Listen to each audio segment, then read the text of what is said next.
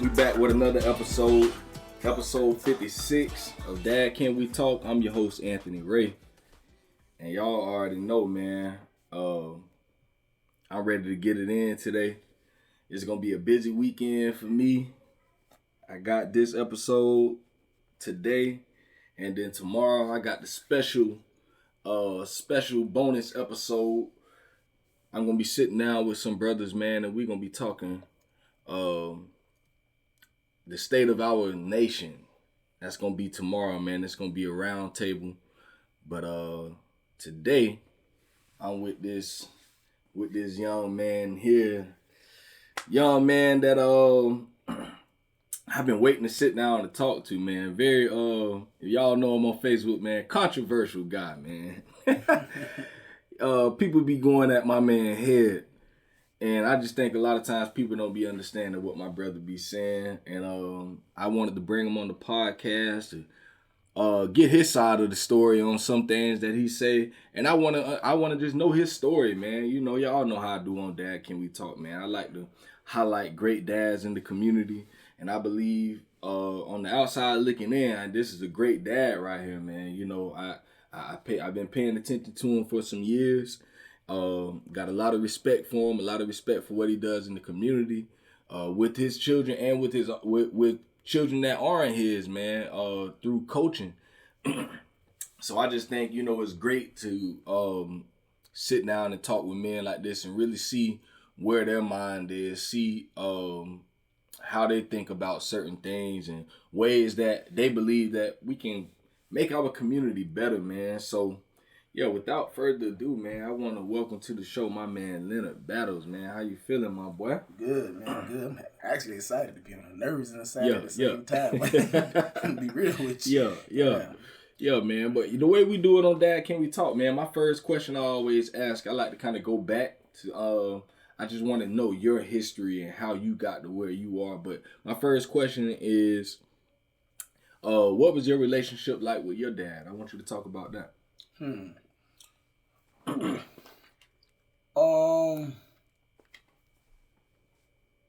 That's an interesting question. I never got asked that question before. I'm gonna say this. Me and my dad had a good relationship, but it could have been better.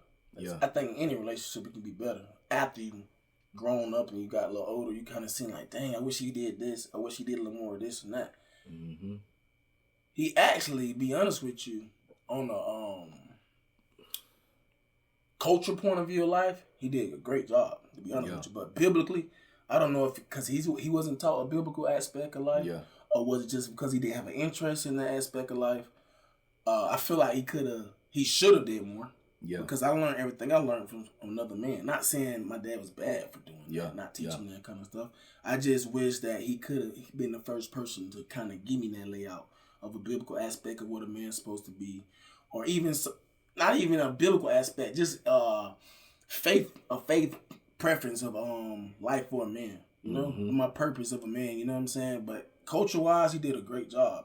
I'm saying I'm a young black man. You know, of course, he taught me how take care of my kids, show me how to take care of myself, and make sure that I'm a dependable person, not just for myself but for my family. If I once get a family. Yeah. So him in that area, as far as taking care of my kids and making sure I'm being a man, making sure I'm able to provide for my family and not playing around and doing stupid stuff in life, I applaud him for that. Real deal. Not saying he was a bad father for not getting me to a place in the spiritual area that he should be, but at the same time, I felt like that is needed for me personally as a man. So I pass it. Now that I know that what he didn't do, I'm going to pass it down. Like I don't hold him accountable to it, and I think sometimes we can be in a position where we hold our dads or parents accountable for stuff and hold grudges towards them. Yeah. And you can never really get a better relationship than you already had with them because you're holding a grudge, and that creates a wall. Straight up. You can't get no further than that wall because you got a grudge. So me, you know what I'm saying, I never had a grudge. I kind of took it for what it is. Maybe that's just where he was in life. Maybe that's just where his understanding of what a man should be. Maybe that's where he was taught, you know? Yeah, that's real. So I kind of took that in as me, okay, well, I'm going to do what he didn't do. I'm going to pick up where he left off at, and I'm going to take it, I'm going to add more to it. That's real. So, that's real. I agree with that because for a minute, I was mad with my pops. You know, I ain't grow up with him or whatever. Mm-hmm. But as I got older, we started building a relationship. And I remember he did something that had made me so mad with him because I wanted him to be better, but I didn't think he was getting better at what I wanted him to be. And it was like, I wanted so bad for him to be something that he just honestly ain't. Mm-hmm. And so I was mad with him for at least probably like a year. I was like really like, man, I ain't talking to him no more. And then it was like, you know, God had to show me like, bro, you can't be doing that, man. Like, they ain't like, you ain't helping him whatsoever, you know, like that. You being mad with him ain't gonna change him, you know, and that's only, like you say, you holding a grudge, man, that ain't gonna be good for you or him. And so after a while, I just really had to just, you know, just get to a point to where I said, you know what, I can't hold my dad to being something that I desire for him to be. Yeah. If anything, he'll have to desire that for himself. Mm-hmm. My job is to encourage him, you know, in the place where he was at, and just love him, you know, and take it, you know, take everything, you know, as it is, you know, and as I started doing that, man, our relationship just continuously grew and grew and grew and got better and better. And, you know, even still to this day, you know, it is what it is, but at least we call each other now, and when we call each other, it's love. Like, man, Pops, like, how you been? Or he'll call me like, "What's up, son? You know, just thinking about you." Yeah. And like you said, like, so yeah, that's so important, man, to not hold, you know, things like that against our parents for what we think they should be. Because sometimes they just ain't there. They just say, but now the relationship is.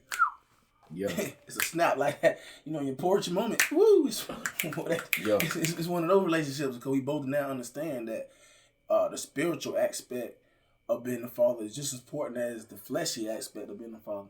And now, what he know now, if he could have went back, I'm sure if he could have went back and did it then, he would have been like, man, he would have did it. Yeah. So now it's like, you know, let's take control of this opportunity that's been given to us. Not just on a spiritual level, man, but now that we topped it off with the spiritual level, it helps with the natural stuff now. Mm-hmm. So now our relationship, when we talk about, you know, marriages, it ain't just from a barbershop talk type of marriage. It's from a spiritual talk, like, hey, look, biblically, nah, don't do that. You know what I'm saying? I take advice from my dad all the time. I'm not saying I take all of it and take it in. I eat the meat, leave the bone. Yep. Right. You know what I'm saying? So I'm still, as a man, I still got to carry my own throne. You know what I'm saying? Yeah, he passed the torch, but I gotta light my own some other days so I can pass to my own son. Not saying the torch he passed was bad. It's just I gotta create my own at the same time. I don't want to just take his advice and, you know, make it my own. Because not saying I can't make it my own, but I don't want to be a copycat. You know what I'm saying? I don't want to be. Let me see. I don't want to be. You know what I'm saying? Take what. It's almost like when you copy somebody's record. Yeah. You ain't do nothing, you just really covered the whole thing. Yeah. It's not original. I want to still be original. Yeah. Still take what he got, but still make it original. You know what I'm saying? Mm-hmm. So I kind of took a lot of that originality of my own, applied it with his, combined them together. And man, look, I ain't gonna change my life. At first, I just was doing my own stuff. Yeah. Like, man, you know what? I don't care what he did. Man, I'm gonna do how I want to do it. But I'm like, dang, but all that teaching he gave you, you want to stop it now? Why you want to topic? I'm saying it's almost like I was trying to say, oh, what he did is what he did, and that's not good enough for my kids. And I was like, nah, because I grew up good, so why not pass that on to my kids? I ain't saying all of it, but a lot of it. I took it and I applied it to my kids and how I teach my kids today. Straight up. What was that feeling like when you first found out you were about to be a dad? What was the first thought that ran through your mind? First thing was, dang, I gotta save all my money, a little more now. Diapers, cause everybody I heard, that's the first thing I always heard about diapers. So my first thought was diapers. So I went. Diapers. The crazy thing is, I went into a store, bro, and I went and looked at the price of diapers. I'm like, dang. What? So I went down to the cheapest ones and looked at those. I'm like, okay, I can do this. But then I started reading, you know, different comments on why you shouldn't get cheaper diapers. Rashes can come from cheaper diapers. I'm like, man, so I can't just buy any kind of diaper. Why they got this option for me if it's bad? You know what I'm saying? So I went on and bought a pair. A diaper. I just bought them. I don't know why. I just bought it. Yeah. And I put it in the closet. I said, okay, this is my first set of diapers. I ain't gonna tell nobody I bought them. I'm just buying them. Not knowing if the kid's gonna live or die. God forbid that. Yeah. Not that it did happen. Not did. But I'm just saying. So I bought another pair of Pampers, set of Pampers. And I'm like, dog, I just spent. You know what I'm saying? Because somebody told me just start buying them now. Yeah. So when they come, it'll be in preparation mode. They already have them. So I was buying them. Like, man, I started adding up. $30, $40, $30, $40. Right. Then you gotta buy wipes. Yeah. All right. And I don't buy it was just one wipe. I was told to buy a case of wipes because it lasts longer, but that's like $30, $40 too. I'm like, shoot. So I'm like, man, one kid is enough. You know, one kid is enough. But I was nervous. I actually, even when he came, I still wasn't completely prepared for him. Yeah. Because you can be prepared with like a lot of stuff. Okay. But mentally, the sleepless nights, you know what I'm saying? Oh my goodness, sleepless nights. And I tried to practice that, stand up and, oh man, look, I practiced that one time and look, I don't think I made it through to 3 a.m. I'm like, look, getting up I just started getting up a lot of times in the night because you know, telling me, babies cry, you got to just get up.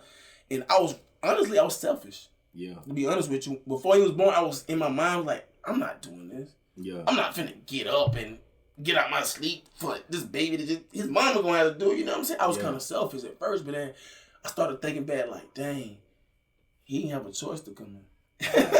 Straight up. He didn't have a choice. He didn't have a choice, so how could I, hold somebody that don't have a choice to this kind of to my mindset of how I should look at life, how I look at life. Mm-hmm. So, but when he did come though, man, I cried. That was the first time I ever cried like that. Yeah. I cried like in the hospital? Yeah, like I was a newborn baby. I was crying. Yeah. I think they had to spank me, but they had to hit me on the butt a couple times, man.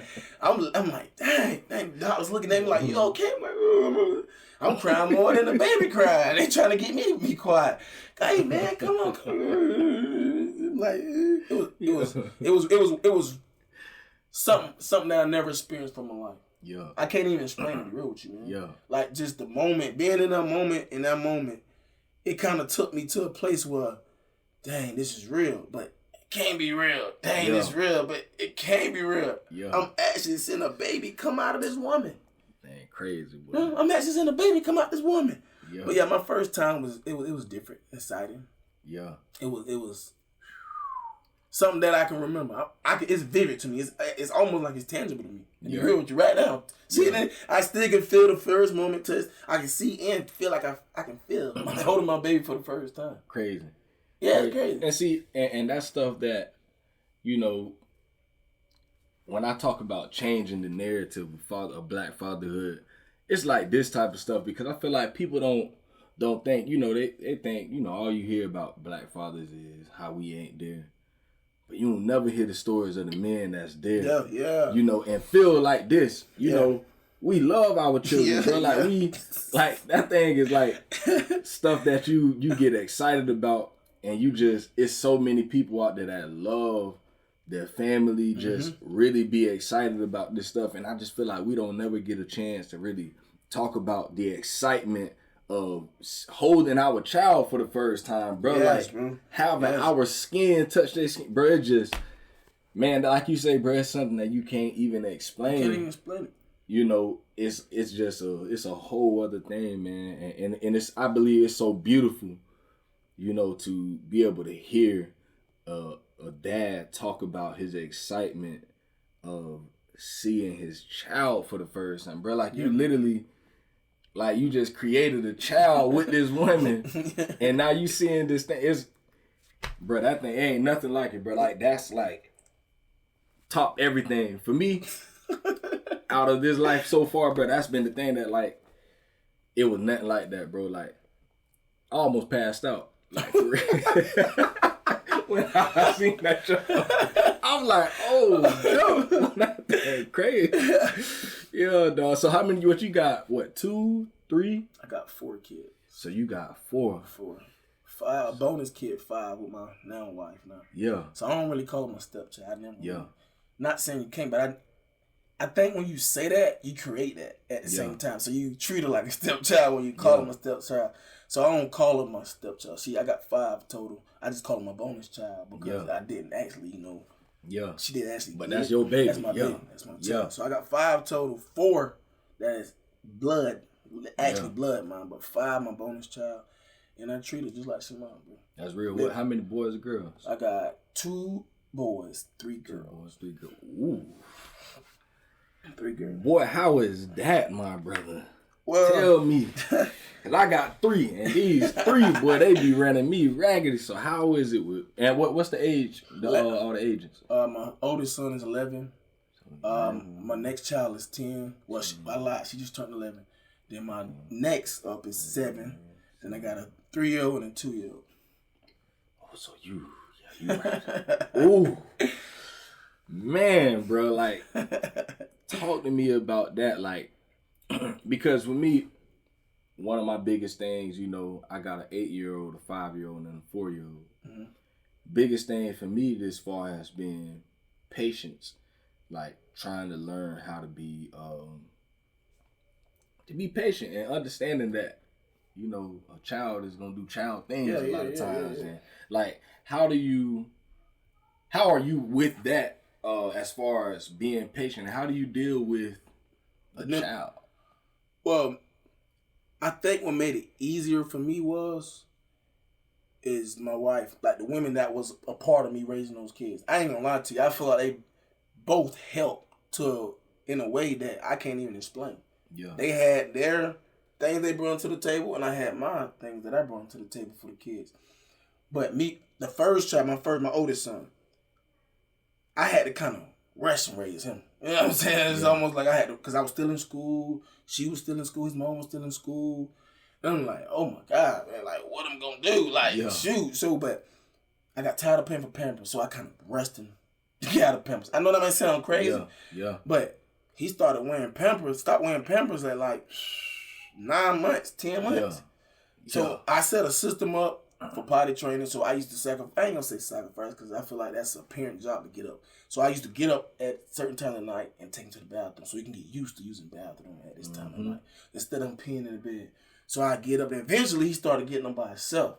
But I had to make sure that he didn't fall in the toilet. So it's almost like I got used to getting him at that time too. So I'm like, he up, I'm up. We both using the bathroom. I got kind of hooked on using the bathroom at that time too because I got a witness to show him how to use the bathroom. Mm-hmm. Taught him that. The bottle thing was kind of easy that's kind of easy for me to take that bottle away from him. Mm-hmm. Took that away from him. Gave him sippy cups though. With the rubber tip, just like the tip of the bottles. Started giving him that. Transition. I just started learning how to transition from one age group to another. So that transition thing, now that he's 11, he helped out with the next kids. All right. You see what I'm saying? Yeah. So I pushed him so much that now he understands. I taught him things that he can pass down to his siblings. Mm-hmm. And I think that's huge when you got multiple kids. Yeah. Because what you teach them, most likely you don't want to keep doing it over and over. If you got an older kid, not saying it's their job, but it's so helpful when you got an older kid that helps out. Yeah. Then take away. He taught my son. He taught my kid. He taught my next girl how to wash dishes. Yeah. I ain't have to teach her that. Yeah. He taught her how to do that because I taught him how to do that. Not saying I couldn't teach her, but of course I assisted. You got that help. Yeah. Yeah. I assisted and say this is how you do it and that, but he initially grind the rest of it out. He cleaned it up for me. He showed her the aspects and the little detail stuff. I showed her the big stuff and he detailed it. You can't wash them like this. You gotta rinse them off before you put them in the dishwater. Did stuff like that. I could have told that, but I did my part and taught him, and he passed it out, and it just kept going. Yeah. So now my 3-year-old teaches my 2-year-old, and my 7-year-old, she don't even know it. She taught my 3-year-old just by doing what she was doing, letters and stuff like that. Certain TV shows I don't like them watching. She be like, "Be careful, Daddy don't want us to watch that." You know what I'm saying? I feel like, just like as you being the head of your house, I feel like a sibling, him being the head, it matters too. But a good leader. You know what I'm saying? A good leader and a kid can really transform other siblings, whether you know it or not. Not always, but I feel like it plays a big role when you created a leader from the top, it's just gonna trickle down.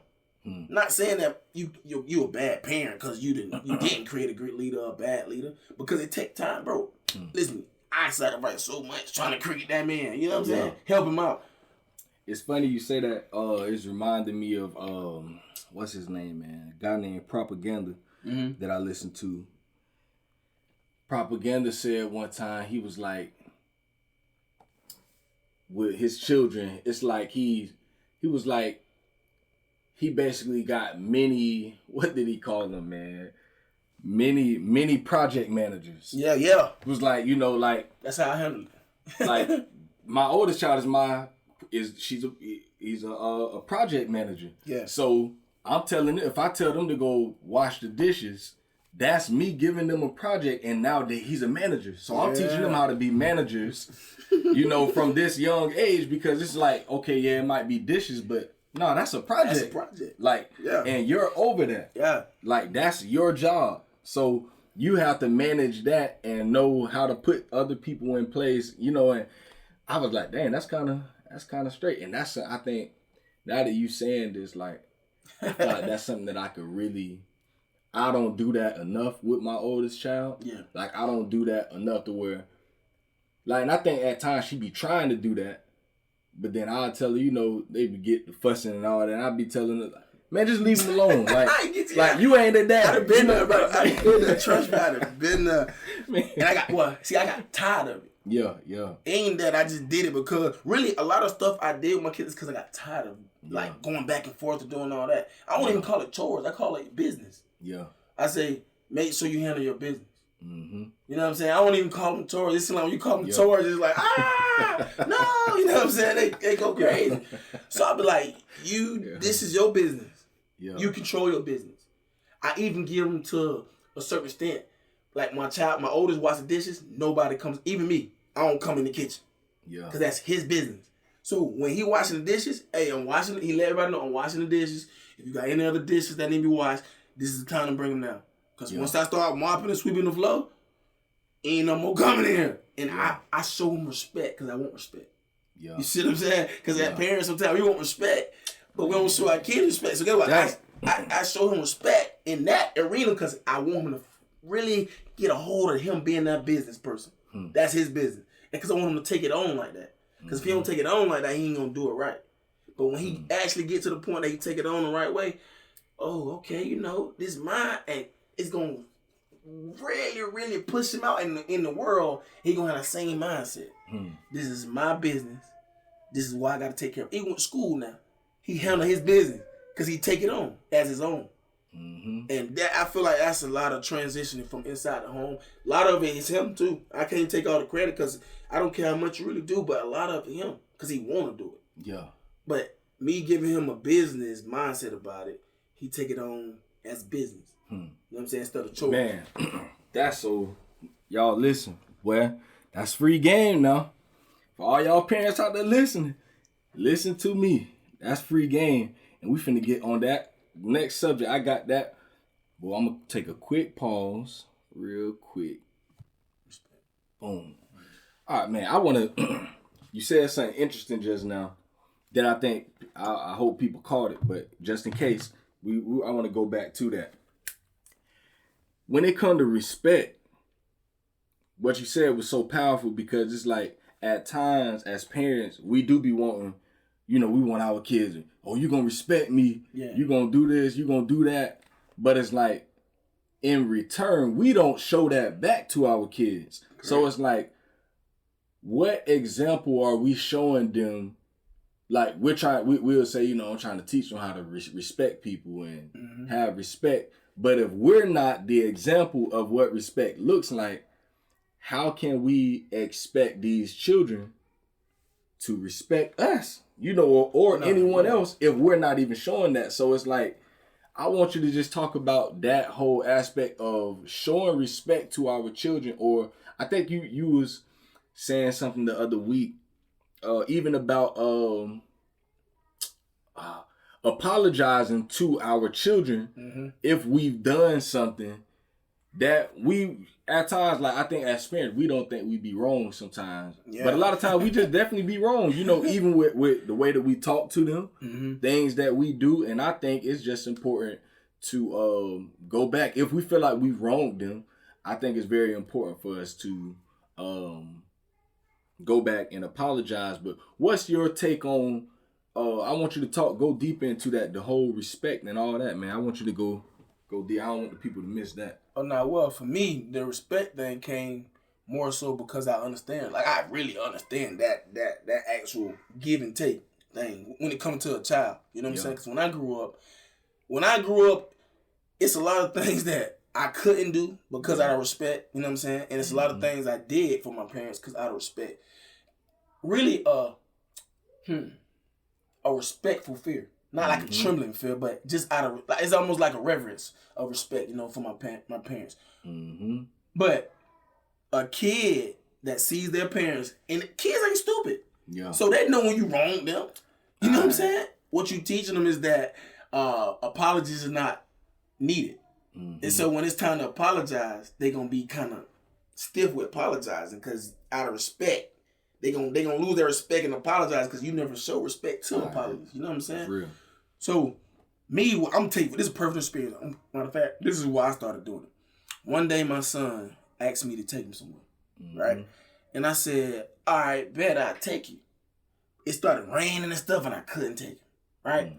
So he was like, I thought you said this and that. See, most people take that as disrespect, but he ain't wrong. I did tell him that. I did tell him that I was taking. He was like, Dad, you said you was going to do it. Matter of fact, my first son, he was like, I thought you said you was going to take me. So I don't know where it was at. It was somewhere that was, you know, a place that he wanted to go to. Yeah. And he said, you lied to me. I'm like, I ain't lie to you. Well, if you want to break it down, that's really a lie because you didn't do it. So me, I feel like I ain't owe him no explanation of why I ain't taking him. So I left it alone. About 2 weeks later, he came back to me. He was like, well, why is it that parents lie to kids, but kids can't lie to parents? I'm like, what? Yeah. And I had to, I'm like, what are you talking to? Like, what, don't play at me? You know, I got macho on it. And I felt, then at that moment, I'm abusing my power. Yeah. Instead of giving him the answer he need to help him, because that's helping him when I explain it to him, whether you know it or not. Instead of helping him understand what's going on, parents sometimes push their kid away with them because they got power, because they older, they bigger, and I'm the mama, you the daddy. They use that to a way that ain't even relevant.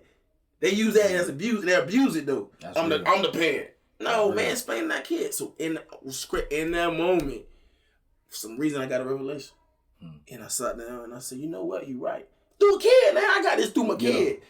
Yeah. If that situation would have happened, I never would have even thought about this kind of stuff. But I was like, I apologize for lying to you. And I should have been more concerned about, you know, how you felt when you told me that, you know, that I lied to you. Because I took it in like, man, get out. Man, kid, get out my face. Man, you know about a kid. But kid's smart. Yeah. So they remember that stuff. And I was trying to figure out what the hell he talking about. And he remembered. So I was like, all right, look, this is what we're going to do. For now on, when I tell you something and I don't do it, I'm going to remind myself that I'm supposed to do it. And if I mess up, I'm going to discipline myself. Straight up. You know what I'm saying? I'm going to discipline myself. I ain't talking no spanks or nothing, but I'm going to hold myself accountable. You know what I'm saying? And sometimes as parents, we don't hold ourselves accountable, man. And kids see that. It's more caught than taught now. So I don't care what you tell them to do. What they see is basically, it's like you telling a kid don't smoke, but they see you smoking. I don't care how much you preach it to them. I think you hiding it. They see it. I'm a witness that. My mom used to smoke years and years and years ago. They tried to hide it, but come on, you gonna see it. Yeah. Dumping the cigarettes out, I gonna pick them up just to try it because I'm curious now. You know what I'm saying? I'm curious. Smoking it, blowing it, playing with it, or taking even like little stuff that look like cigarettes and, you know what I'm saying? Copying crayons. it. Copying it.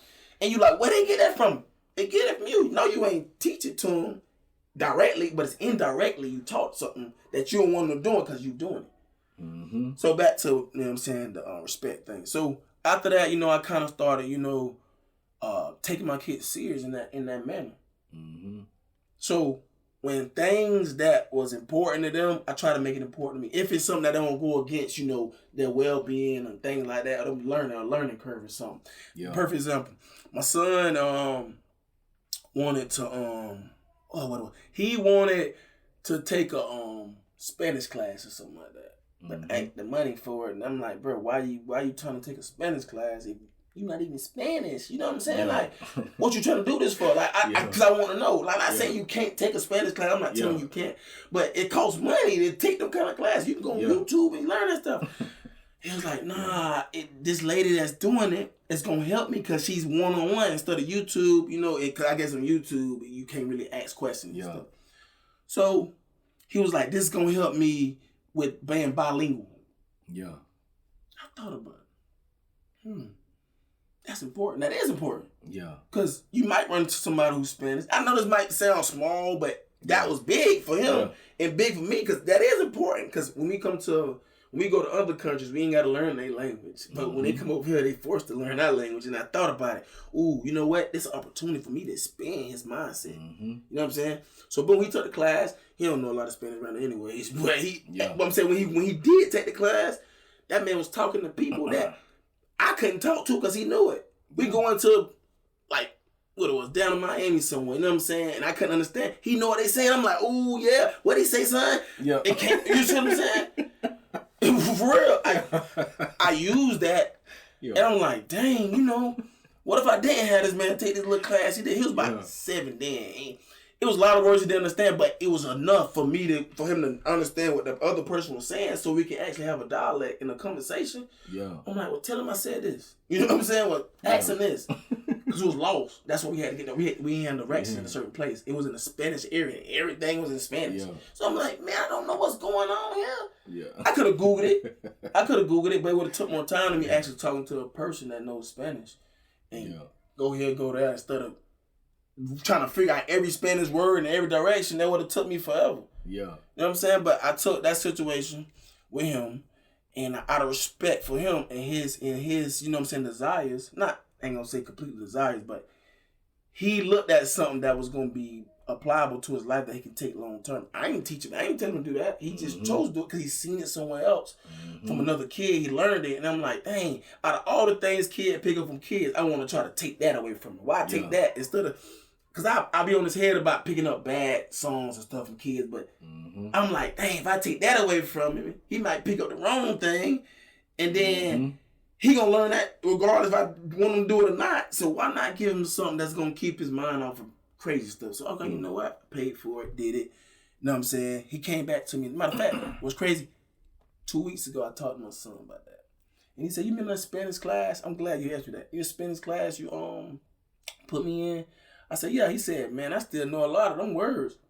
Yeah. I never knew he knew those words still, because I thought he didn't talk to me in Spanish. But he still knows a lot of Spanish words just based on something I did. I did something a long time ago out of respect for him and his learning curve. He wanted to learn something that was beneficial. Did it, kept it up. You know what I'm saying? Now today he can come and talk to whoever he want to in Spanish. You know what I'm saying? Certain words, like slang words, he don't understand because he ain't really, in a Spanish culture, so he ain't pick up on that. That's real though. But really, that might sound small, but that really what took me to another level with, respecting him and understanding, kids know more than what we think. Yeah. Oh, they ain't crazy. One thing about them kids ain't crazy, man. We think that though. Yeah. We think we dumb them down. We dumb them down. Straight up. They ain't dumb. We dumb them down. We think they don't know this, know that. We create a dumb mentality on them. We put that dumb mentality. Well, they just kids. They're just kids. But then when they do it, you like, well, how you learn that? Nah, how they didn't learn that. You know what I'm saying? You dumped them down. You thought they didn't know what you thought they didn't know. They know more than, man. I'm surprised that most parents don't understand that by now because we was kids before too. Right. It's a lot of stuff our parents thought we wasn't doing that we did. Straight up. You know what I'm saying? So that's real. I really intervene. Stuff like that, I try to respect kids enough to understand that they're smarter than what we is. And I think just out of respect, you got to respect that they're smarter than what they is. Straight up. Man, my 8-year-old, if you give her something and tell her this is what this is and learn it, bro, she pick up on stuff so fast, bro. It's natural to her to sit down and when she put her mind to something, bro, she will pick up just like that. And I just be like, dang, I gotta give her more opportunities. Always trying to just give her opportunities to learn about things, or we talk about certain things. She asks me a lot of questions and stuff. That's great, man. So when she's asking questions, you know, I'm trying to take the time to actually break things down for her. Because sometimes you would think, man, they ain't gonna get that. Yeah, and but that's no, they really do. If you sit down and you really talk with them, bro. And they might not understand the specific stuff, the fullness of it, but they get a, you know, like one of my friends passed last week. And I guess she heard me talking on the phone to somebody about it. No, you said she heard you talking. She heard. See what I'm saying? Listen. So she went asking me questions about it and stuff, and at first I'm like, I ain't gonna talk to this girl about no damn death. Yeah. But it was like once I started talking with her, you know, she of course she don't understand the fullness of like death. Yeah. The person is gone, but you know she can empathize, and she was just like, "Hey, daddy, you know, like, well, I'm sorry that happened," and she gave me a hug, and it was just like, so now since then, you know, like I heard her talking with her brother and sister the other day, and she was like, you know, yeah, daddy friend. So I guess it came back to her who he was, because I was telling who he was. So this was yesterday. She was like, daddy, was he the one that came to our house on so and so day? I was like, yeah. She was like, oh, I do remember him. She was like, so then she was telling my son, she was like, yeah, you're right. That's the boy that came to our house and did so and so. And I'm like, what in her mind is even thinking about him? Yeah. You know, so it's like she understand, like, dang, like he's gone, like that's daddy friend who came to our house and now he's there. And it's like even stuff like this, just little small stuff like that. It's like if we take the time to explain these things to them and really talk with them about, you know, yeah, sometimes it do be heavy stuff, but I believe that these kids can grasp concepts. Yeah, no. You know, they can like truly grasp things, but I think as parents at times, you know, and I'm even guilty of it at times, like I think we get lazy and we don't wanna talk with them. We don't wanna like really sit down and have it's like we just want stuff to be simple, like when it's simple stuff it's easy, but like when it's the hard things, we don't want to like really take that time. I'm gonna even be bold enough to say this: we don't make it important. Bump That's time. real, no? And I was one of them parents. That's real. I just didn't make a lot of stuff important. Yeah. It wasn't a priority to me. Yeah. But now that I see all this stuff that's going on with kids and stuff, and so the kids committing suicide at ages younger than I can even think about. Crazy. How they even know? How they even know how to kill? How you even know how to kill yourself? You know what I'm saying? That's real. 11 years old. 11. Know how to kill yourself? How you know what to do? That showed me. It showed me. Learning it from somewhere. It showed me so much. I don't even want to cry now, but it showed me so much. To the point, I'm like, we take these kids so lightly, bro. Mm-hmm. That it's scary. Yeah. I'm being real. That's what parents understand. You take your kids so lightly till it's scary. And it scared me. Because I was taking my kids lightly at first. You know, my oldest child. Something showed me that, listen, bro, if you don't handle this like it's your last job or your last chance, you're going to be regretting a lot of stuff. And I think that's important when you start putting priorities on your kids, even just conversations. Because if they ask, it's apparently asking for a reason. That's real. If they bring it up. That's real. If they bring it up, they know something about it. Something, whether it's small or big. My son's 11. He asked me about sex. Yeah. Somebody tried to tell me that. Don't talk to him about. Guess what? I asked him questions. He know more about sex than I don't even want to tell him. Yeah. You see what I'm saying? Yeah, that's real. So I'm like, well, dang, he don't be on social media like that. School. The kids at school already advanced, man. These kids already gone, man. Shoot, bro, you got to think. What, when I was 11, this was late 90s, early 2000s. Mm-hmm. Really late 90s. I know my friends, I wasn't like that. I wasn't even thinking about that type of stuff. But I had friends that was already, them boys is out there. So I can only, and that's like I say, late 90s. Think about in 2021, the stuff these jokers saying. Back then, you know, we used to have to, in order to see a porno, you had to have DVD. Or not even DVD. We didn't have DVDs then. You had the cassette tapes. You know, so nowadays, These jokers got phones and iPads. Stuff more available. It's stuff crazy, more. Bro. Look, it's right there in front of them to touch, bro. It's easier access now. So much more easy access. And I feel like as parents, that's a lot of stuff we got to control. Phones, social medias. Yeah. You know, things like that. Because if you, and it be the parents that, not my baby. Them be the parents. Now, not my baby parents, or my child won't do that parents. Them be the kids that's out there really being the ringleaders. You know what I'm saying? It be real with you. Don't be the ringleaders. My baby wasn't, and that's the thing. Stop thinking that your child won't do this and that. They're a child. Remember, they're a child. All right. They're a child still now. So what they think, what you think is bad, they might don't think is bad. So they doing it because out of fun. Most time kids doing that kind of stuff, you know, out of just, you know, trying to get a rep or trying to look good in front of the crowd, trying to keep that, you know, trying to keep that spotlight on them. They like that spotlight. That's real. So as parents, we don't think about none of that. We just think about, man, my child wouldn't do nothing like that. That's not how they are. You don't even, be honest with you, bro, I don't think a lot of people conversate with their children enough to even know their kids. Crazy, bro. And I'm talking about we in the house with them. Really, you gotta think about it. Our jobs don't give us enough time to talk to our kids like that. Yeah. And when you're at work 8 to 12 hours. 8 to 12 hours. So you sleep, let's say, 5 to 6 hours. So let's say you did 10 hours. So boom, you work. It's at 16 hours. So you got another 8 hours. And when you are home, you're watching TV. Watch this. Taking away the dinner table would kill a lot of conversations that were supposed to be held with parents, with kids. Think about it. I'm gonna be real with you.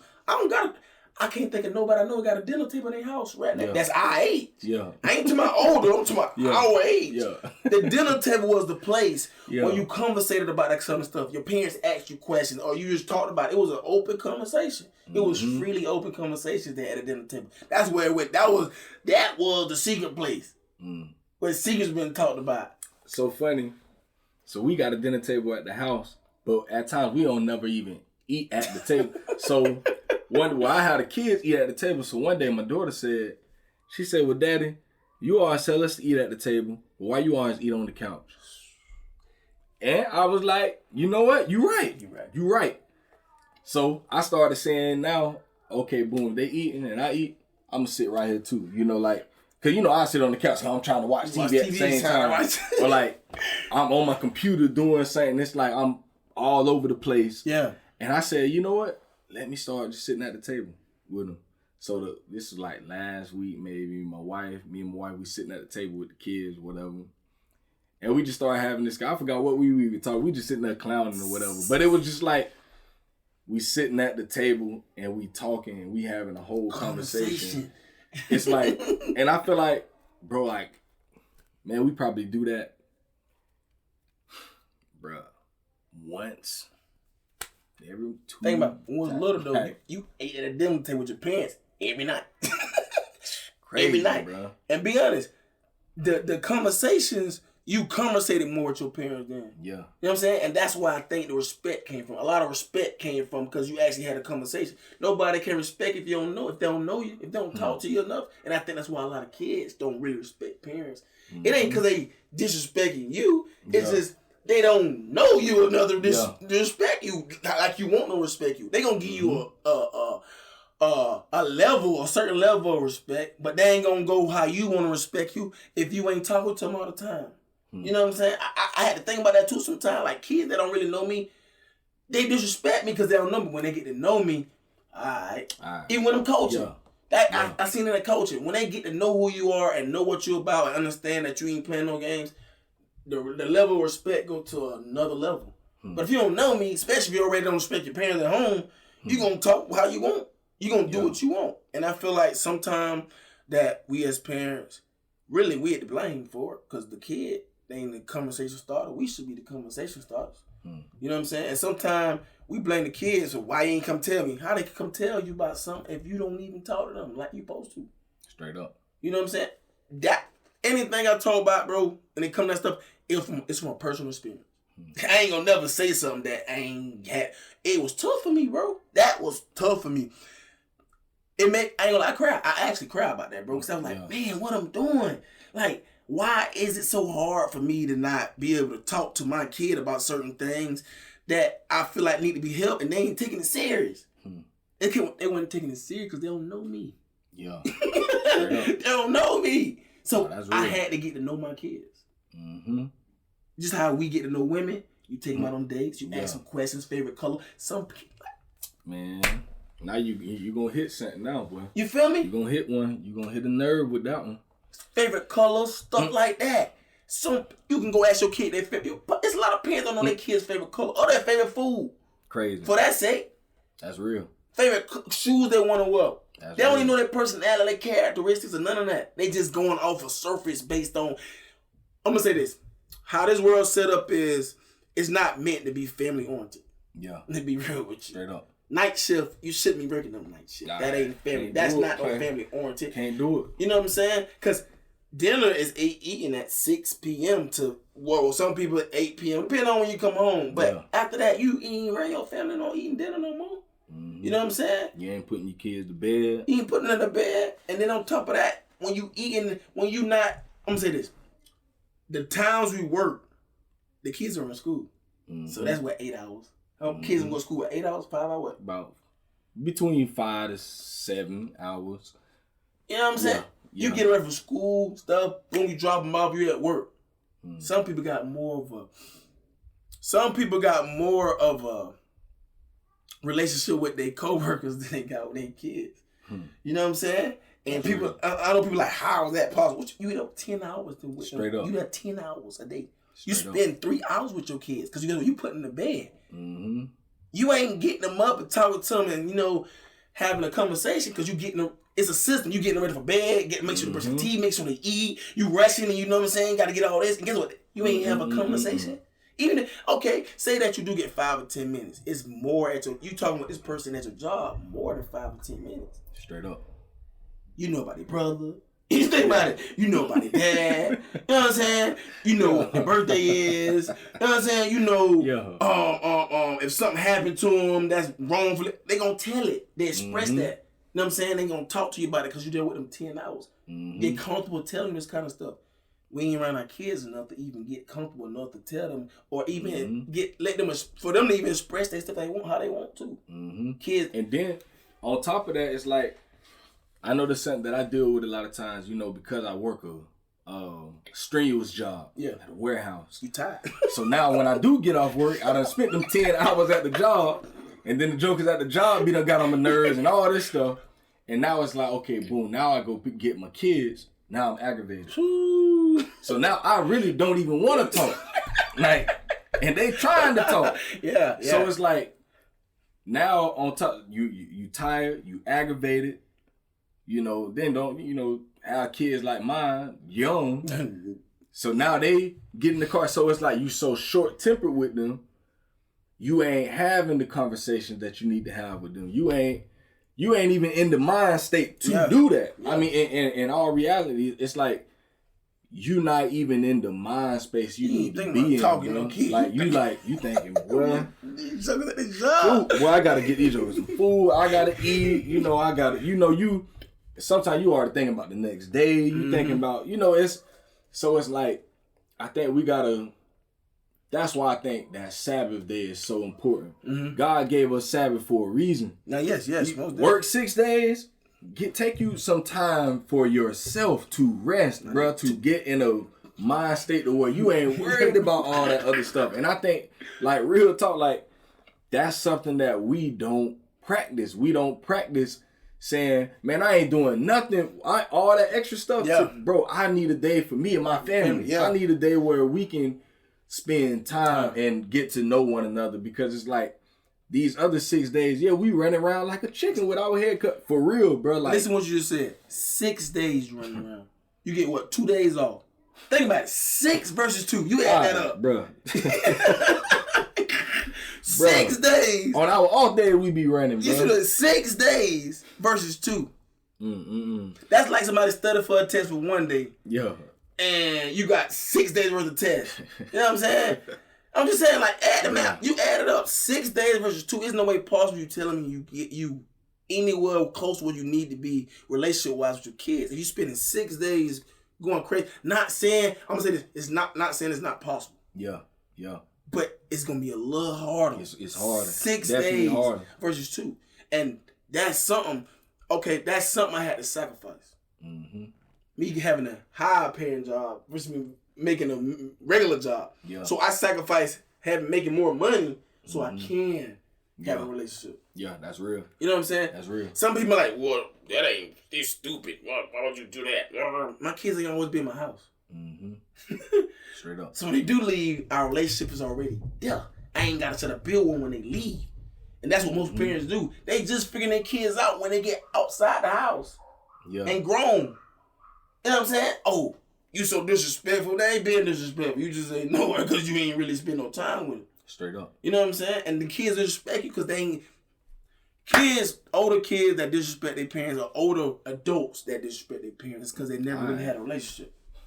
So real, boy. Talk about it. And sometimes we think we got a relationship because we doing obligated stuff. Like coming home, eating with that family, living, going to the room, going to sleep. That ain't a relationship. Yeah. That's normal. That's normal. Yeah. Talking to them about doing their homework, talking to them about making sure they do this in school. That's what you talk. That's normal. Yeah. Beyond the original stuff, beyond the regular calls, life, or duties, you gotta go beyond that with a relationship. Because guess what? Your relationship with our relationship with our wives is beyond a regular relationship. Right. It's beyond just saying, hey and bye, I'll see you later, call me later. It's we living together. Baby, what you want to eat today, how you feel today. Think about it. Yeah. We ask our wives stuff like that. Yeah. You know what I'm saying? Not saying our relationship with our wives should be the same as with our kids, but it should be a level of respect in relationship enough that we can understand our kids and they can understand us. Straight up. And I think that's where a lack of understanding coming out because it's a lack of relationship. When there's a lack of relationship, you're gonna have a lack of understanding, and it's gonna get more extreme as they get older. Because when they get older, kids do start to drift off. You know what I'm saying? Yeah. They do. That's why you got to build them. Everybody always tell me, boy, you better enjoy them while they this age. It's like start to drift off. Trying to build that relationship while they're young at this age, so that like you say, as that time progresses, hey, I know I've done what I could do while they were young. And I just feel like, when you build them relationships like that, like my relationship with my mom, man, my mom been there for me my whole life. So it's like now I'm a 32-year-old man. Boy, I call my mama every day. So I don't be wanting a thing. Just call, what's up, mom? What's up, right? Sometimes I feel like she be kind of like, what you want, boy? I'm just seeing what you were doing. But I'm at work. Oh, okay. Well, all right. It's like I don't even want that, but I just sometimes I want to hear her voice. Like I like to just call and just make sure she all right. Even though I be knowing, I mean I be praying she all right, but it's like I just like to call her and just I don't want nothing. And it's like voice, I pray, that as my children get older, we have that same type of relationship, that like I have with my mom. It's just we just love each other and we check up on each other, and that's what it is. It's but that takes relationships. I thought I had a relationship with my mom as I grew up. Sometimes when I was a jit. Let's start right now. Gotta start that good. Talk about it, bro. So how I look at that relationship with kids is with like having a garden. You gotta start the garden off right, or you ain't gonna get the fruit how you want. You gotta put it in the right kind of soil. You gotta keep give them the right kind of nutrients. Keep watering the right way, right? So how I look at soil is that's us. We the soil. The parents the soil. We the soil that they got put into. You know what I'm saying? And depending on what you put in that soil, that's what kind of kid gonna grow out of that soil. Straight up. You know what I'm saying? So me personally, I have to look at stuff like that, life like that sometimes because I can't look at it from a perspective from a kid-parent relationship. So I have to really break stuff down for myself to look at it like from that plant formation. So if you take a plant, say you take a plant, you put too much water in it, it's going to drown the plant. All right. If you take a plant and you don't give enough sunlight, it's going to probably die off unless it's a plant that's specifically made to, not have sun. If you take the plant and you grow the plant and then something come over and start eating the plant going to die too. So just now you got to protect the plant, right, from other stuff coming to harm it. You got to make sure you ain't giving it too much of the wrong stuff or it could drown. And you got to make sure it's in the right soil or you just might be the problem. You know what I'm saying? So protecting the child is not necessarily you saying, oh, I got to make sure my child don't choke on food and this and that and the third. Mm-hmm. It's more so protecting their ears, their eyes. You know what I'm saying? So it can protect their heart. Straight up. You know what I'm saying? And you being the soil, that means you got to be the best you that you can be. You know what I'm saying? Because you can get soil that look good, but it ain't good. You got parents that look good. Yeah. They look good, but it ain't good. Yeah. You know what I'm saying? They live good. And sometimes we can water our kids with the wrong stuff. I see, and this not no shot at parents, because I ain't no perfect parent. But I understand what not to feed them and what to feed them. They ain't talking about food. I'm talking about a mental capacity of what need to be going in their brain and their heart. So if you teach your kid how to pop, dance, scoop, what you getting from that? And I ain't knocking parents who do that. I'm just saying, what is your expectations when you teaching them that, though? Mm-hmm. So if you send them teaching them this because it's cool, okay, if that's your definition of cool, don't get mad at them when they get older and they popping and slinging across the pole. All right. You know what I'm saying? So if you teach your kid the famous rap song, you rocking with it, learn that song. And I ain't knocking bump that. I'm knocking it. I don't care. Bump that. Yeah. Songs today is so influential. It has so much of an influence on it that we don't understand the impact that they have on kids' mental capacity. You know what I'm saying? So me personally, I ain't with it. And I ain't got nothing against them boys because they entertainers at the end of the day. So I know they doing it for money's sake. So I can't tell them how to make their money. But if everybody else are cool, if everybody is cool with them doing that, if everybody cool with them doing it, they ain't gonna never stop and think that, is wrong. Nobody ain't gonna never look at it wrong. Because I know a lot of rappers that don't let their own kids listen to their music. And it's like, well, why is it that you letting your kid listen to something that they don't let their kids? It's a reason they ain't let their kids listen to it. All right. You know what I'm saying? They know the impact. And so that is a form of you protecting them. You know what I'm saying? That their ear gates. Because what come in the ears got to come out the mouth. So if your kid cussing 9 times out of 10 because they hear you or the song they're listening to, cussing. All right. They talking about shooting and going this. Man, think about it, bro. I really thought about this the other day. Even what's going on right now in Gainesville. And I don't care what anybody from Gainesville can correct me if I'm wrong. Most of them kids who doing that stuff listen to music that ain't even wrong. Right. You know what I'm saying? Most of that stuff going on is because what they retaining in their mind. Mm-hmm. It gotta come out. Straight up. It gotta come out. It got to come out. That's what kids are sponges. With a sponge, when you squeeze, what's gonna happen? Everything that was in it gonna come out. Mm-hmm. You know what I'm saying? So eventually what they listening to is gonna affect their way of thinking. Mm-hmm. Their way of looking at life. Better believe the capacity of what they take, how they take in stuff. So all that's gonna be affected, bro. Long term, not short term. Long term. They been listening to this music. That stuff don't happen until like later on. They been listening to this kind of music since 3, 4, 5. You know what I'm saying? It ain't like they just start listening till they say, I'm gonna go kill a joker. Nah, they been getting this in from 3, 4, 5, 6, 7, 8. Over and over, they hearing this kind of music, and it's okay now. In their mind, it's okay. All right. So they gonna take it in like, man, this is what I'm supposed to be. Mm-hmm. This is the kind of man I want to be. Straight up. You know what I'm saying? And people understand. And this is no slice or no disrespect to women, but the male population, and I ain't talking about dying or living. The male population of what men supposed to be, that's what's being pushed to the population of men, is wrong information. Mm-hmm. And so that's why we have dads that can't be dads correctly. And that's why we have, young men that can't follow their dads because the dads, you know what I'm saying, it's a trend. You know what I'm saying? Think about if me and you was drug dealers inside of a home. And I don't care, I'm going to say drug dealers because I'm talking to y'all. I'm going to say it because I'm out of respect because I used to do what I used to do. But if you're a real OG, you're going to tell the kids not to do that. All right. You're not going to push them because you understand that it's dangerous. But if as a man, if you're an OG in the game, any kind of thing that's wrong and you passing that torch for them to keep doing something bad and you know it's dangerous, I have no respect for you. Straight up. As a man. Straight up. And I'll tell anybody that to their face. Straight up. As a man, I have no respect for you because you telling me that it's okay for you to tell these kids to go kill, shoot, kill. Not directly, but you gave them the gun. You gave them the drugs. What come along? That's a lot of stuff coming along with that. Mm-hmm. You know what you're putting them into. You know what you're putting them into. Mm-hmm. You know what I'm saying? As a parent, if you don't control what your kids listen to and look at, you is just as much as the cost.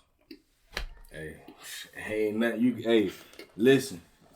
if we ain't out here protecting our kids in that way, it's what's gonna happen.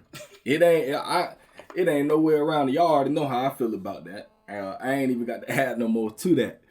Like, y'all already know, if we're not showing our children the way, and we're not teaching them the way, and we're allowing others, entertainers and all these celebrities and all that stuff we see on TV and hear on the radio and on YouTube and all, man, listen, somebody is going to lead your child. It's either going to be a rapper, basketball player, football player, a politician, somebody out there want to lead your child. Yeah. And if they lead, if you're not in your home being that God and light, hey, what happened is gonna happen, and it ain't nothing. And when the things happen, we can't be mad if we know we're not doing our job in the home. We can't be mad at it, you know. So, like you talked about the stuff that's going around in the city, you know, the youth violence and all that. It's like, at the end of the day, like, that stuff definitely sad, but it's like, what are we gonna do in our community to change these things other than talk about it? Are we gonna start holding, for one, each other accountable? Correct. Are we gonna start holding the people above us accountable? Mm-hmm. You know, people talk about, oh, it'll just be entertaining. When are we gonna start holding these rappers accountable? Even right here locally. You know, local rappers, when are we gonna hold them accountable and say, bro, what you're talking about is poisonous, bro? It's very poisonous. It's poisonous. And that's just at the end of the day. Yeah, you doing it for whatever money. Most of it is money. Because if you ain't getting no money for it or expecting to get money for it, you wouldn't be doing it. So if you're putting money over our children, if you're putting money over our community, ain't no respect in that. I mean, that's just me. Y'all, our people already know. I ain't even got to talk too much more on that. Y'all already know where I stand on that type of stuff. But it's like, and then also, we can blame, you know, we can put government and music executives. They got some blame too because, you know, everybody got to be held accountable. You know, so at the end of the day, sometimes we can't touch the government, we can't touch the music executives, but we can touch one another. You know, we gonna see one another. We gonna see the local rapper. We gonna see, you know, the person, you know, we gonna see the deadbeat dad. We gonna see the mom out here that ain't taking care of her child. We gonna see one another. Cause we right here. So when we run into each other and we have the opportunity, we must have these conversations and not beat one another down. But let's have a conversation about this and say, bro, how can we change these things? Like, how can we help, you know, toward the cause of making our city a better place, our communities a better place to live? Mm-hmm. Because right now, bro, it ain't looking too well for us, you know, and that's just what it is. So, yeah, man, I know a lot of people don't like to talk about that stuff, and it's uncomfortable conversations at times, and everybody don't want to have the hard conversations. And I mean, we got to talk about this stuff, though. We have to, dog. So, man, bro, listen, we can go on and on.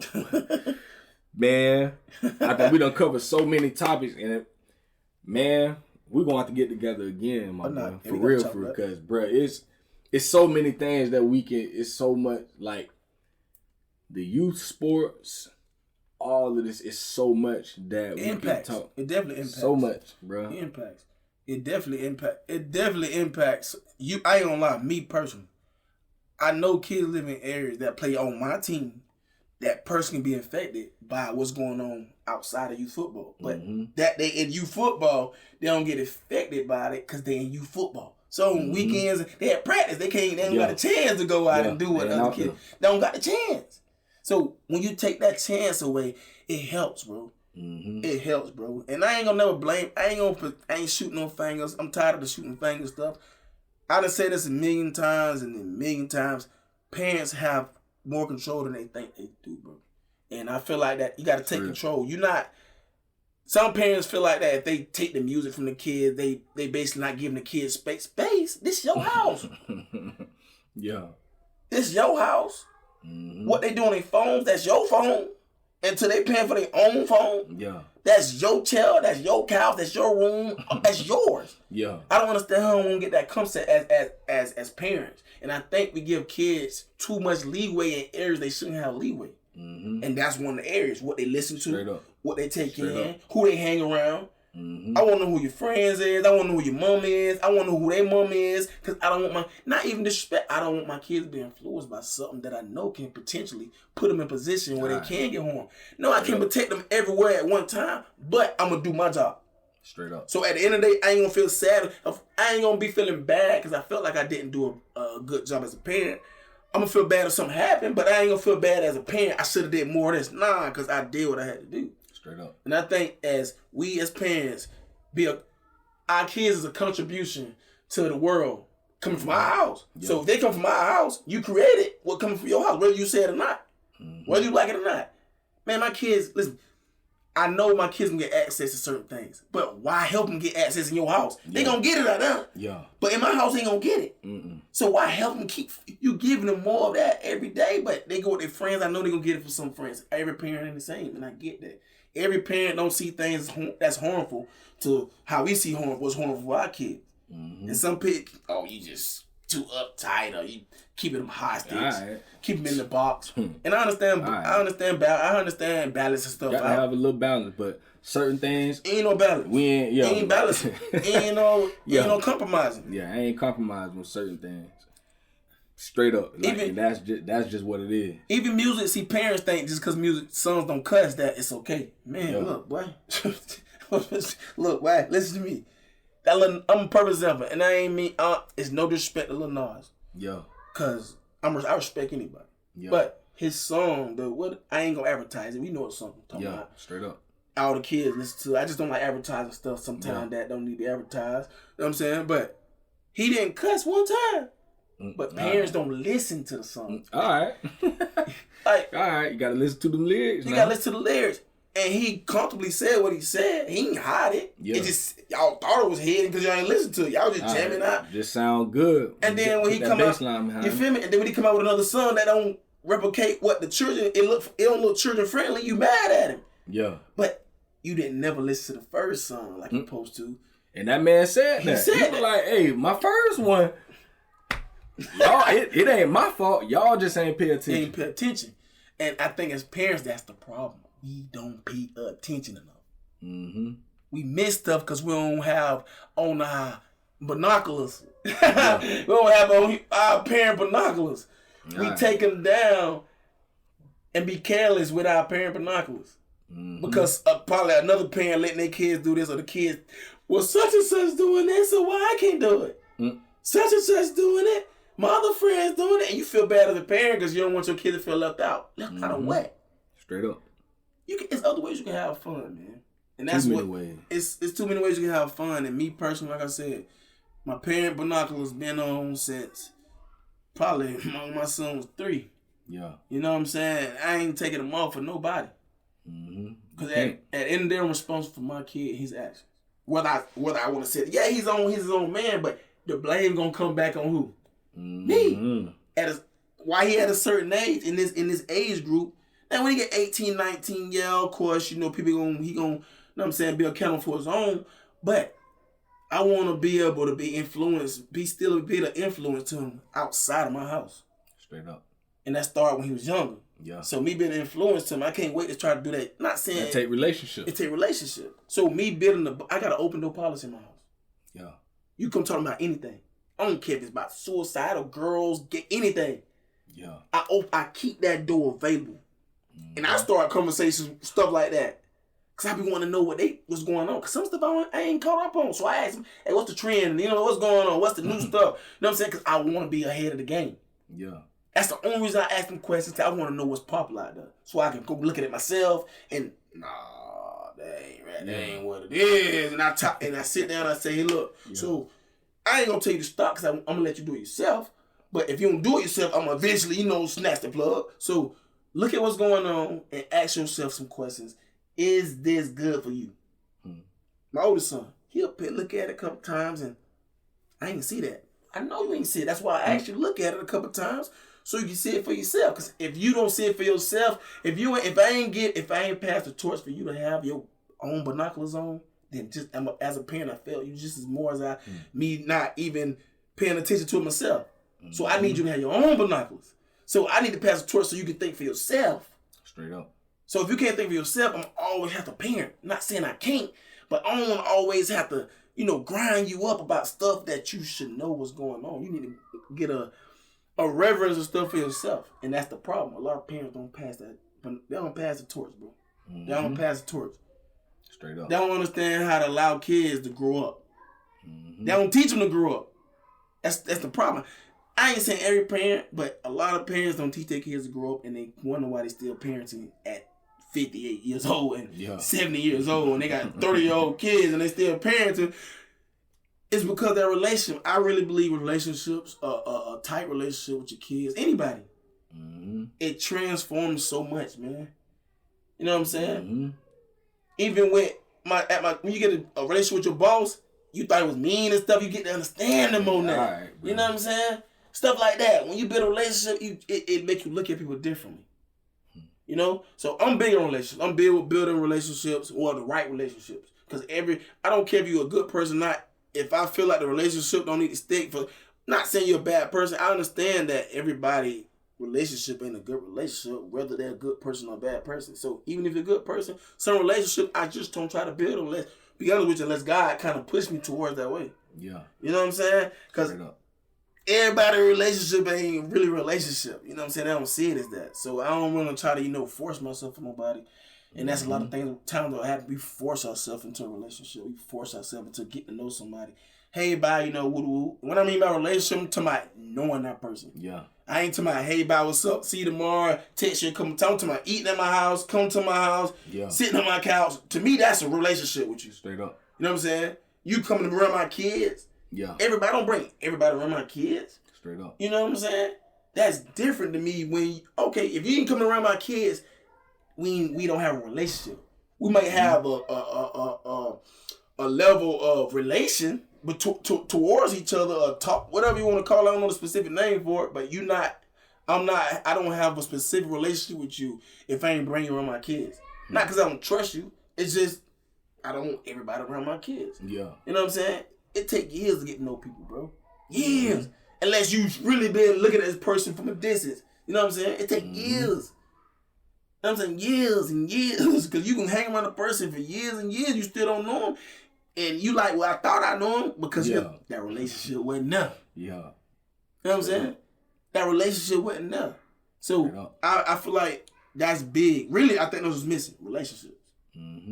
Real relationships. People ain't taking time to build no relationships now. And that's the problem. Because listen what you said. It take time. And that's the problem. People feel like they ain't got the time. Because it's not a priority. But time's sake is a priority sake. So if I take time to build a relationship with anybody, it's a priority to me now. Because I need it's something this person got that's gonna help me and vice versa. Well, it ain't gotta be money, it ain't gotta be something that's tangible. Mentally. A lot of time I hook up with people because it's a mental help I need. Not saying I'm crazy, but they challenge my brain, or they challenge my way of thinking, or they help me grow as a person. So I try to pull those relationships to me. You know what I'm saying? Straight up. I try to pull those relationships. Not saying you can't have nobody who don't challenge you, because everybody need a Paul, everybody need a Barnabas, and everybody need a Timothy in life. Timothy, not saying lower rank, but that's just somebody you work right underneath you that's gonna push you, because then somebody following you, now you really my kids, my Timothy, because they keep me going. I can't stop doing what I need to be doing because there's somebody watching me. You know what I'm saying? Then you got your Barnabas, and then you got your Paul. Barnabas, somebody head on with you. Somebody iron sharpen iron. You know what I'm saying? Somebody like your wife, iron sharpen. And then you got your Paul. Whether it's a preacher or somebody, it don't necessarily mean they're ahead of you. It just necessarily mean that you know that this person is challenging you to grow. It helps you pull. That person pulls you to the next level. And then you got your Timothy pushing you to the next level. And then you got your Barnabas that's coming with you as you grow. Straight up. You see what I'm saying? And those levels, we need a Paul, a Barnabas, and a Timothy in our life. Straight up. You know what I'm saying? We need those connections in our life. If we don't have those, it's hard. You know what I'm saying? It's hard. Them the kind of relationships we need. Everybody got a Timothy, whether you want it or not. everybody ain't got a Barnabas, and everybody ain't got a Paul. You know what I'm saying? Everybody ain't got a Paul or a Barnabas, but you got a Timothy, whether you want to or not.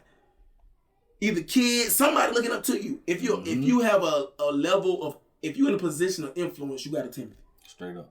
Any position of influence, you got a Timothy. Any position. Whether it's a doctor, a nurse, or something that you can influence people, that's a position of influence. And I feel like anybody that have a position of influence, they shouldn't be able to say what they want to say. Mm-hmm. They shouldn't be able to do what they want to do in the public eye. Mm-hmm. Probably, okay, cool. You know what I'm saying? It is what it is. But yeah, because you got so much influence, you can influence people to do stuff they want to do. Not saying that's their fault, but come on, man. You know you got influence. Man, stop. That's real, man. That's real. That's real, man. That's another thing that we don't like to talk about, but we got to talk about it. Man, y'all listen, my boy done gave out so much game today, man. And I just pray, you know, like I always do. Oh, yes, sir. For this podcast, for y'all to like, I just pray somebody get this, man. You know, because these are important things, and it might sound like, you know, we're bashing this and bashing that. It's like, no, this is just real talk. These are things that we need to talk about, man, you know, and take it for what it is. You know, if it ain't pertaining to you, it ain't pertaining to you. You know, you move on. But if the shoe fit, check yourself, man. Listen, wear that shoe, man. You know, and if you don't like the shoe, change the shoe. Buy another shoe, you know, like, but if this shoe right here, if any shoe that we done talked about today fits it, it fit it, man. You know, it ain't no beef, ain't calling nobody out. It's just we talking about real stuff, man. And as fathers, we gotta have these conversations and, you know, and push each other. I know one thing about it. I learned something today. You know, like I'm pushed. You know, it's things that I know I can work on as a father. You know, and this podcast is something, you know, I say the same stuff all the time. This podcast for me is something that pushes me. I need this podcast. You know, I need, you know, I like to put the information out for everybody else, but this stuff that I be needing. You know, like I like to sit down with other dads and learn from them because I don't think I got it all. Ain't no thinking. I know I don't know it all. You know, I know I ain't got it all together for real. So, like, when I sit down with dads, all these different dads I sat down with, you know, even the young cats, you know, that I brought on the podcast who were fresh dads. I can learn something from them too, you know, and a lot of times what they teach me is humility. Because when you're a new dad, you be knowing, you know, for real then, that you know, you don't know it all. So it teaches me humility even when I sit down with a guy that just had his first child. You know, that father can teach me something because I can look at his humility and see that, dang, you know, this man can acknowledge that it's things that he don't know. You know, so even with that, you know, I love that the Paul, Timothy, and Barnabas thing, man, you know, because we all do have those people, or if we don't have, we need them, you know. And that's why I position myself, you know, to never be in a position where I feel like I'm always above everybody that I know I'm ahead of. No, I need people that know more than me in my life. I need people that, you know, can help me in this walk and walk this thing out with me. And I know, you know, in the position that I'm in, it's a lot of people that look at me. You know, it's a lot of people that follow me. People that I don't even be knowing at times, you know, even be following me. But they come and tell me, hey, man, you know, I seen something you posted on Facebook, or I listened to this podcast, or I seen you at work. It's just all these different people that I know watch me every day, you know, and I might not ever know some of the people because they might not ever say anything. But in the same way, most of us dads, you know, when we speaking to dads on this podcast, all of us have someone that is looking up to us because we have children. And our children need us to be the examples that they need to see. Without us, if we don't run our race the way it's supposed to be ran, it ain't just gonna affect our life. When the day we became dads, it was no longer just about us.